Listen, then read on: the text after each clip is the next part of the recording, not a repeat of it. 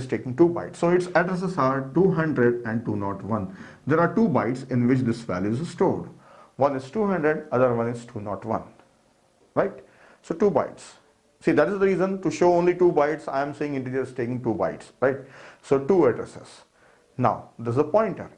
This pointer, I will initialize it. So I will initialize it in the next line, p assign ampersand a. So this will store the address of a. So what is this p? P will also occupy memory. Pointer is also a variable. This will also occupy memory. So this is created inside the stack frame of same main function. If I show it diagrammatically, it looks like this. This pointer will also take 2 bytes. So let us say the address of this pointer is 210 and 211. Just I am assuming random number. Okay, don't confuse that the next should be 202. So whatever it may be, I am saying it says 210 and 211. Now when I say ampersand a, this will have the address of this variable. So it is pointing to this one.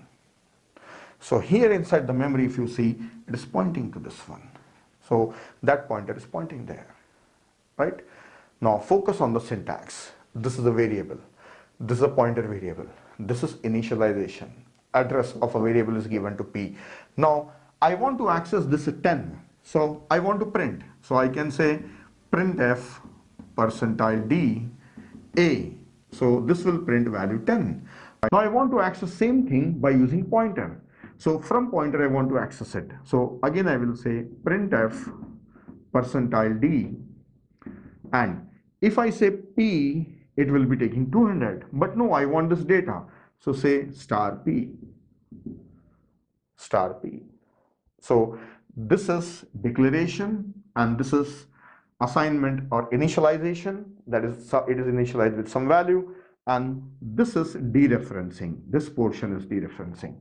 So when you are dereferencing, you have to use star, and when you are declaring, you have to use a star, and initialization directly we can write p.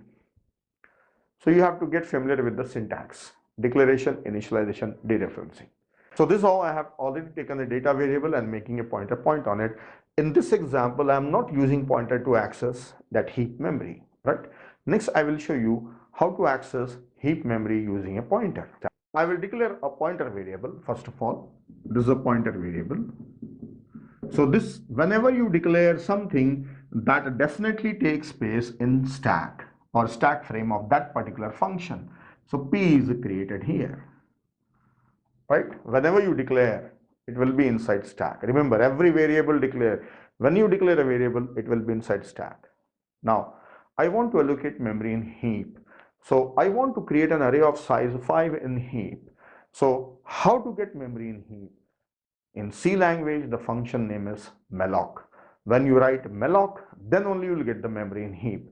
So here I will write down malloc function, malloc, malloc.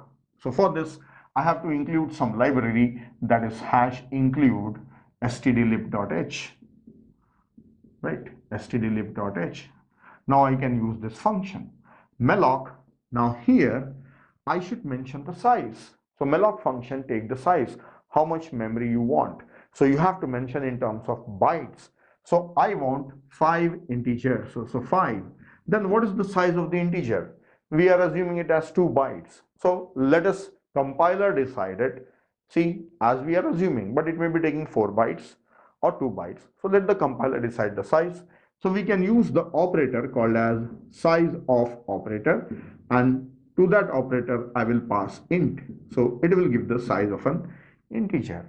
Size of integer, if it is 2 bytes, then 2 into 5, total 10 bytes of memory, this malloc function will allocate. So it will allocate total 5 integers, right? Now that memory is allocated. Suppose the starting address of this is 5000, for example. First byte address is 5000, so on. Then that should be pointed by a pointer, because we cannot access it unless we have a pointer. So I will assign this to a pointer. Now this malloc function returns void pointer, so we have to typecast it and say it is integer pointer. Now this line will allocate heap memory. Remember, whenever you say malloc, then only it will allocate in heap. So this P will be pointing on this one. So P will get the address 5000. So it is just like something is there in heap. Now pointer is holding it, right? It is just holding one edge of that array, that is 5000. Now using that pointer, we can access that entire array. So this is how heap memory is created. And how to do the same thing in C++? So just we have to say new. New is an operator in C++ of type integer and say size 5. So in C++ it is very simple. This is C++ and this is C language. C language syntax is little lengthy and C++ is very simple. So while explanation I may be writing new most of the time, right, on whiteboard, but actually in C language I have to use malloc function for allocating memory in heap. So this is how pointer is used for creating heap memory. So this was the introduction of a pointer. So in the coming videos, we will see how to have a pointer upon an array and how to have a pointer upon a structure. We learn about all these things.